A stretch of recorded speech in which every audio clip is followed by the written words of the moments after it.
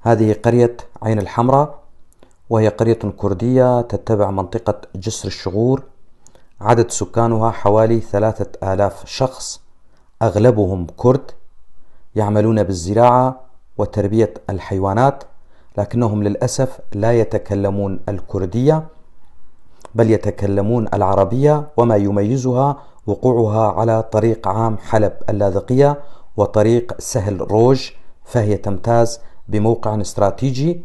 هذه المعلومات وصلتني عن طريق أحد أبناء منطقة جسر الشغور، وأنا ألقيها بصوتي.